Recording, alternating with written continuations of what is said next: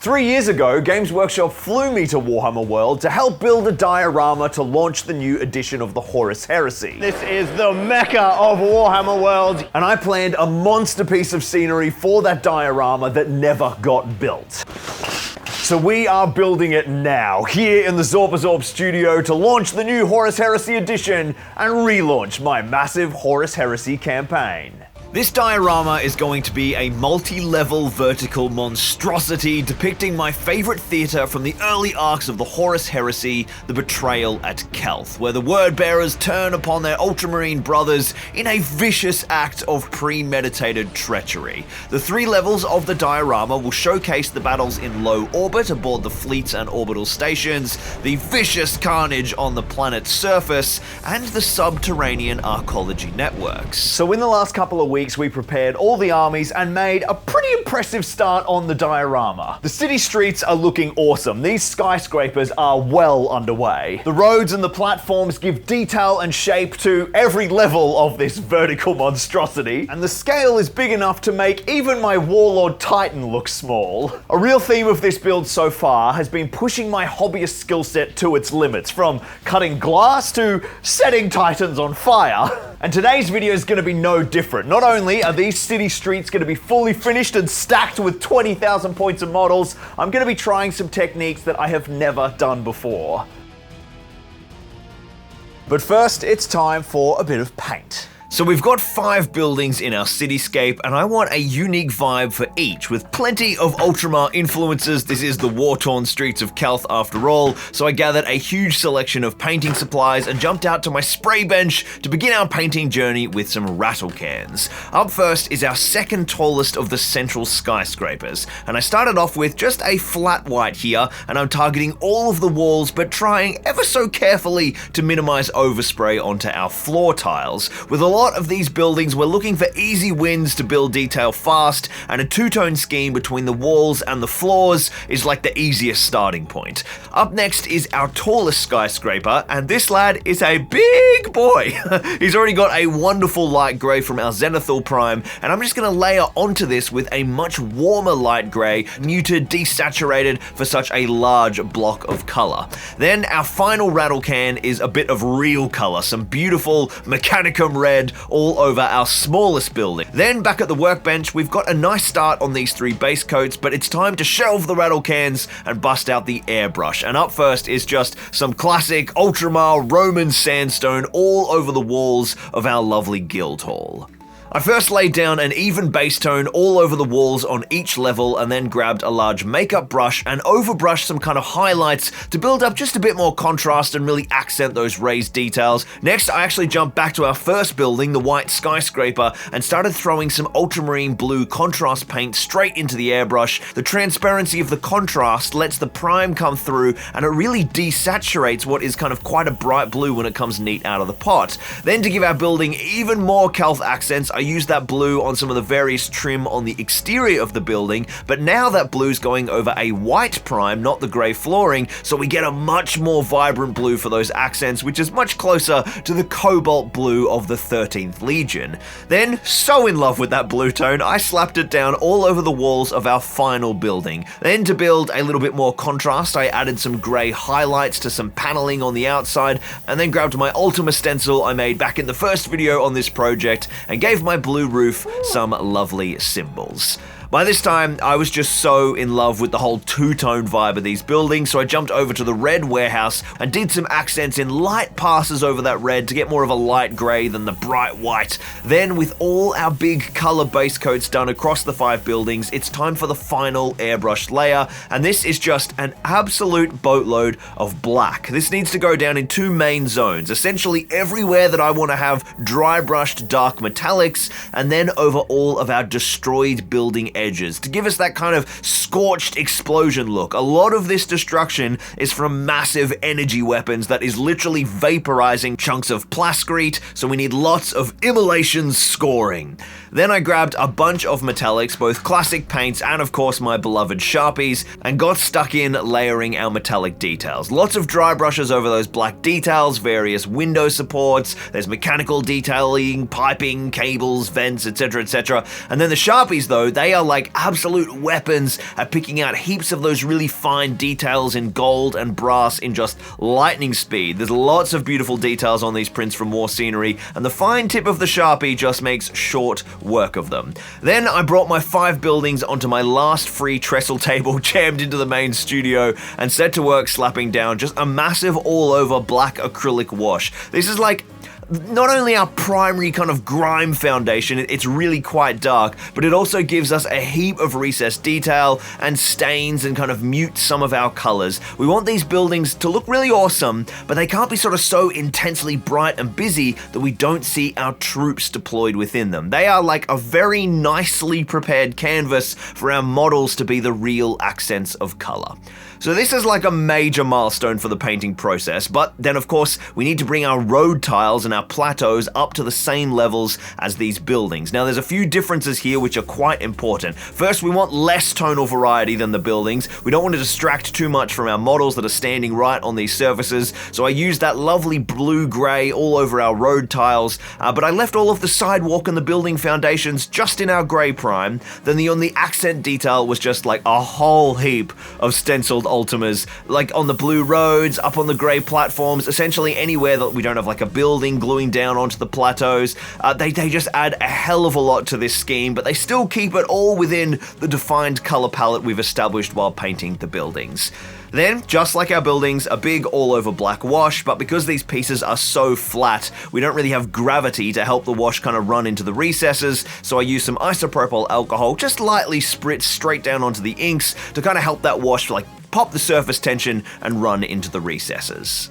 Then with our first phase of painting over, it's time to dress everything into the cabinet. We couldn't do any of that other work, otherwise we'd get it all over our mirrors and our backdrop, but now that's done, these things are going in. Floor tiles first, and then our plateaus. The center ones were glued down, but I kept the plateaus like on the right and the left up against the glass removable, so that if I can disassemble this diorama when required, and then I glued down the lower level of each building with liquid nails. I stacked up the top levels of the buildings, and then it is rubble time. First up, some PVA just gets dumped all over the board, and then we are just throwing in handfuls and delicate sprinklings of rubble. We basically want as much rubble as possible to sell this kind of ruined, war-torn kind of vibe of the city without like totally ruining the easy placement of our miniatures. Some really key areas to sell the realism of the city is like the joins between our various structures. So between the lower level of the building and the plateau that building is sitting on, or between the plateau and the road tiles itself, but we can only do that where I've actually glued those structures together. So our flank platforms, which need to be we got to be clever about how we rubble those in so that we're not actually gluing them down. I grabbed all the upper levels of the buildings and kind of separately rubbled those over on the trestle, just getting a bunch of rubble built up around the insides of the blown out sections, not as much as they'd realistically be, but enough to add a bunch of great details which we can then layer our units and our troops on top of. Now, one of the most enjoyable things about crazy army projects like these Heresy Forces is adding all the thematic details that make gameplay so much more immersive. And there is no better feeling in all of wargaming than gorgeous themed dice to match your armies. Every time I go to an event lately, all I'm seeing is gorgeous dice sets from Baron of Dice. Baron of Dice strive to create the best dice in the world, and you can literally feel the difference in your hand as you hold them. Their hand-swirled resin dice are heavier, bubble-free, and precision engraved to deliver superior quality, balance, and detail. There's just no rival. Each design is crafted with the amazing tabletop wargaming community in mind. There is a huge range of art styles and designs available, so you'll easily find something perfect to suit your army. I got the Baron to just send me a boatload of different sets, so I can have fun mixing and matching sets for my forces and kitting out my tournament toolkit with gorgeous shiny new dice. Baron of Dice also have a huge range of accessories, dice trays, dice cups, deck boxes, and a full range of RPG dice. Now, I've used these dice a bunch. We rolled a lot of dice in our massive Helm's Deep battle report over on Zorp of the Rings, and I've been using a bunch of the dice suited to my Heresy and 40k armies and little kill team games right here on our Kelth diorama. Gorgeous quality themed dice just takes the gaming experience to a whole new level. So if you want some awesome premium quality dice for all of your armies, go and check out Baron of Dice, link down in the description, and use code Zorp at checkout for a sweet little discount as well. Big shout out to Baron of Dice for sponsoring this video. Now we're inside the cabinet, the painting journey continues, but with the finer details, the things that really kind of elevate the paint job to something that looks grimdark and gritty and atmospheric, perfect for Calth and perfect to challenge that Warhammer World standard of diorama quality. First up, I gave all of our rubble a big seal, first with isopropyl alcohol and then watered down PVA. Even though this is a diorama, there are absolutely going to be times where me and the Dungeon Dads bust this out and use it for some kill team games on Friday night, so I want to make sure that it is all locked down beautifully and solid for gameplay. Then, back over at the paint bench, I gathered all my weathering paints, oils, enamels, and their corresponding thinners, and up first is our oil paint, starting with brown oil for our warmer tone buildings. For this process, we need 3 recipes and 3 techniques. Neat oil is first worked into various recesses all across our building surface. Then I come in with a clean brush and some oil thinner and feather out the neat oil to make a nice gradient building toning color over the flat surfaces that builds up to the grime and muck deposited in the recesses. Throughout this process, the ferrule absorbs more oil, which eventually kind of loads that brush with a light brown wash, which is then sort of applied all over the midtones and highlights to warm up the beige of the building. Here on the Sandstone Guildhall, this brown oil layer just adds so much saturation and contrast and detail. It's such an awesome building for showing off the process, and probably my favorite scheme in the entire city. If you want to print some of these gorgeous Castagrad prints, by the way, you can use my link down in the description and code ZORP20 and you'll get 20% off the entire War Scenery range, and for every $1 you spend at War Scenery, I get a little kickback to support Zorpazorp. Up next, we're repeating that process with black oil over on our last 3 buildings. First is our white skyscraper, similar to the sandstone, a light base tone, so much more contrast to work with, lots of black stippled into the recesses, and then our neat oil thinner to feather out and build our subtle gradients. Then our final weathering detail is some enamels. Now, I'm switching up materials here on purpose. Oils and enamels have kind of slightly different properties and a bit of a different finished look, and I love to do the primary color weathering with oils, but then use my enamels for all of the metallics, because it helps to really sell that these are kind of different materials, right? Not just plastic painted in a different color. First up, the black acrylic wash kind of darkened everything a bit, so I'm re-establishing bright highlights in silver and brass with my Sharpies, and then I'm going to stipple a bright orange and a bright metallic brown enamel over those layers. These kind of blend together in varying wet blends for a nice rusty accent, but neat, these are a little bright. So then, while that is all still wet, I lightly blend in a thin black wash. This layer does a bunch for us. It mutes the brightness of the rust to kind of get the scheme into those oxidizing sort of tones. It plays kind of with the transparency of those paints, getting us lovely natural variation, and it streaks and runs some of those colors down onto the walls to give us that kind of long-term rain-run rust staining look. Over on our red building, there's some awesome kind of pressure tanks and metallic detailing. I don't know, like some sort of 30K air conditioning or heating units. They're great candidates for metallic special attention, and against the red wall tones, it really adds quite a nice bit of detail.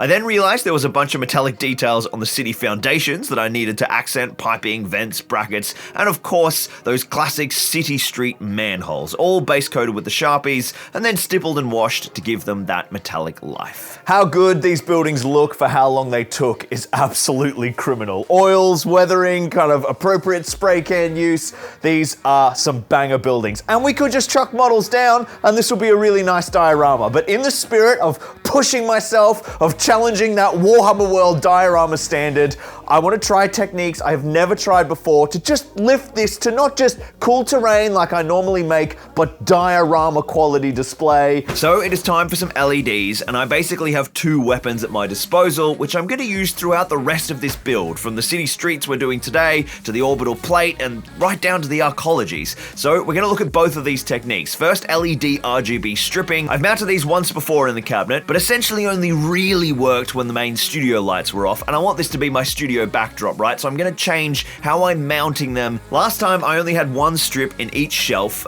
This time I've looped 4 lengths across the underside of the NDF shelf, which will become the orbital layer above, and then once that panel is dropped in, I ran a 5th strip along the inside of the metal brace on a 45-degree angle pointing right down at the city, and then ran a strip down the side of the shelf, and that is definitely working. We've got enough brightness to actually illuminate the city now. In the battle reports, we have our Titans blasting away at each other with all sorts of exciting weaponry, but of course it's all painstakingly added digitally before AI existed, I might add, with VFX by me. It was brutal and it took a long time, and I want that to exist in the diorama in physical form. I want explosions, laser blasts, hell, maybe I'll actually add some sound effects boards. Well, the Horus Heresy is well and truly back here at Zorpazorp, and I have some mental content planned, from the Black Sands of Isfahan 5 right up to the battlements of the Imperial Palace, not to mention Calth. So if that's getting you excited, it's time to add your name to the Zorpazorp Patreon honor wall. Today I've got 3 new statues up on the Patreon honor wall. Galoth the Plague Bringer has this Beast Dark Angels inspired Mark II Legionary with a plasma pistol and a Paragon blade in a marble finish. Mr. Goombo has a Mark II Mark III hybrid breacher, vibing a Death Guard from Istvan 3 in a marble finish, and Derrita has a Blood Angels Praetor converted using my spare parts from Relderon in a marble finish. Joining the Patreon is an incredible way to support the channel. It literally just keeps everything together here at Zorpazorp, and you can score yourself your name on a banner or a plaque on the wall, or even a statue like these epic Megazorptrons dedicated in your honor. So if you want to see even more Horus Heresy content, add your name to the Patreon honor wall. Patreon is linked down in the description, and just a massive shout out to all of my Patreons. Thank you so much. None of this would be possible without you. One thing I really wanted to explore was the idea of like a rippling Titan void shield. So I 3D printed this lovely energy shield file from Deadly Print Studio, blew it up 200%, and printed it in transparent PETG filament. Now, a couple of years ago, Dafford from Terraintronics sent me this box of goodies for a Necron board build, which I still haven't gotten around to starting, and these are gonna be super useful, especially I'm drawn to these LED noodles, they're promising. I grabbed some hot glue and zigzagged them back and forth on the inside of the void shield. We want like rippling energy underneath the detonations. First, I have to solder some pins to the board to receive those LED cables, so it's time to remember how to solder, I guess. I haven't done this since my half-completed engineering degree over a decade ago? I'm so old! Then, with those pins secured, we need to attach the second circuit board to the first. This one is like the brain that has our power interface, our USB input, and the programmable memory. I need to solder some connection pins on both boards, and by this time, I was kind of starting to get the hang of like feeding the solder in and getting all of the electronics business kind of happening. Only 2 of the noodles are actually lighting up. Somewhere, my soldering hasn't been neat enough and I've short-circuited it, but I cannot find where that is. Third noodle definitely works. I'm just gonna put that in parallel, which will lower the brightness, but at least we'll get all 3 of them lighting up. A little bit of rewiring to get the LEDs to behave, and then I loaded up a simple flashing pattern onto the microcontroller just to test the kind of flickery effect, and that is definitely kind of working. Massive shout out to Dafford from Terraintronics for sending over these goodies. I cannot wait to dive into this electronics world a hell of a lot more as we move through this diorama. He has a wonderful YouTube channel with heaps of super helpful videos about lighting up your wargaming scenery. I've linked that down below. And then to give us an idea of the void shield kind of shimmering under fire, I gave it some light washes with contrast paints and washes, a bit of a greeny blue, and some fire and explosions for our impacts. So look, this void shield is definitely not the finished article yet, but I feel like we are on the way. Most of all, I've just unlocked this new skill set. This is gonna be a big learning curve, but I want LED street lights, maybe even interior building lights, and more LEDs on the Titans, the weapons. Before we say goodbye today, we gotta get some damn models on this massive diorama, because I think the cobalt blue is gonna look nice against these beautifully weathered buildings. When we add all those final LEDs and the flyers and jump troops suspended off cabling, this is going to go to the next level. But I think it's high time we kicked off the next layer of this epic vertical diorama, the orbital platform. In fact, you can get a sneak peek of that spaceship board in the 3rd battle report of the Mark of Kelth campaign live right now over on Zorphammer. It's a mental game. Primarch Rabute Gilliman just, does Primarch things, goes berserk. Will he seize control of the orbital platform before it's too late? Well, I'm not going to bloody tell you. Go and watch the damn battle report, you lazy bastard. The link is down in the description. A massive shout out to Call, Beer Paleside, Zach Marquette, Adam B, and Max Malice, the latest Patreons to score themselves a plaque on the Patreon honor wall. If you would like to get your name on the Zorpazorp Patreon honor wall, support the Heresy Madness by getting a plaque, a statue, get your names on the banner, go and check out Patreon, link down below to help keep Zorpazorp alive, and I will see you guys very soon indeed in the next one.